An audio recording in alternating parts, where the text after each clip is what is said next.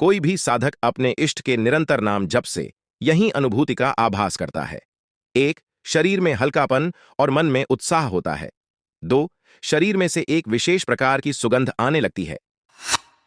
3. त्वचा पर चिकनाई और कोमलता का अंश बढ़ जाता है। 4. तामसिक आहार विहार से घृणा बढ़ जाती है और सात्विक दिशा में मन लगने लगता है। 5. स्वार्थ का कम और परमार्थ का अधिक ध्यान रहता है। 6. नेत्रों में तेज झलकने लगता है। 7. किसी व्यक्ति या कार्य के विषय में वह जरा भी विचार करता है तो उसके संबंध में बहुत सी ऐसी बातें स्वयमेव प्रतिभासित होती हैं जो परीक्षा करने पर ठीक निकलती हैं। 8. दूसरों के मन के भाव जान लेने में देर नहीं लगती। 9.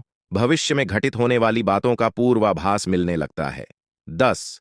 शाप या आशीर्वाद सफल होने लगते हैं। अपनी गुप्त शक्तियों से वह दूसरों का बहुत कुछ लाभ या बुरा कर सकता है।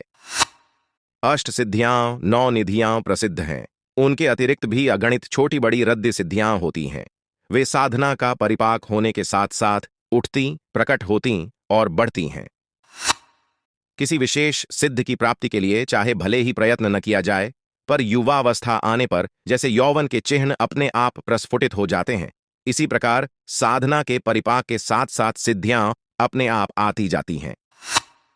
11. उनका व्यक्तित्व आकर्षक, नेत्रों में चमक, वाणी में बल, चेहरे पर प्रतिभा, गंभीरता तथा स्थिरता होती है, जिससे दूसरों पर अच्छा प्रभाव पड़ता है। जो व्यक्ति उनके संपर्क में आ जाते हैं वे उनसे काफी प्रभावित हो जाते हैं तथा उनकी इच्छानुसार आचरण करते हैं। 12. साधक को अपने अंदर एक दैवी तेज की उपस्थिति प्रतीत होती है। वह अनुभव करता है कि उसके अंतःकरण में कोई नई शक्ति काम कर रही है। 3. बुरे कामों से उसकी रुचि हटती जाती है और भले कामों में मन लगता है। कोई बुराई बन पड़ती है तो बड़ा खेद और पश्चाताप होता है। सुख के समय वैभव में अधिक आनंद न होना और दुहक कठिनाई था, आपत्ति में धैर्य नहीं खोते, यह उनकी विशेषता होती है। क्वेद.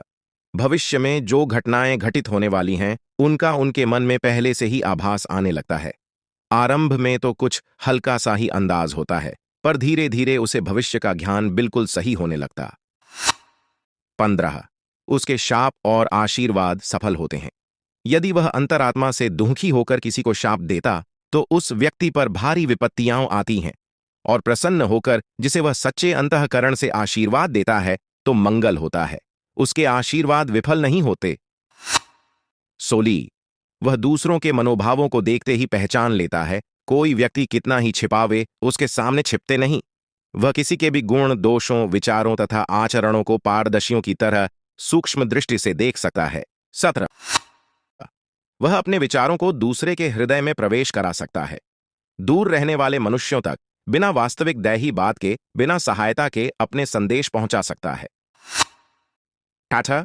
जहां वह रहता है उसके आसपास का वातावरण बड़ा शांत एवं सात्विक रहता है।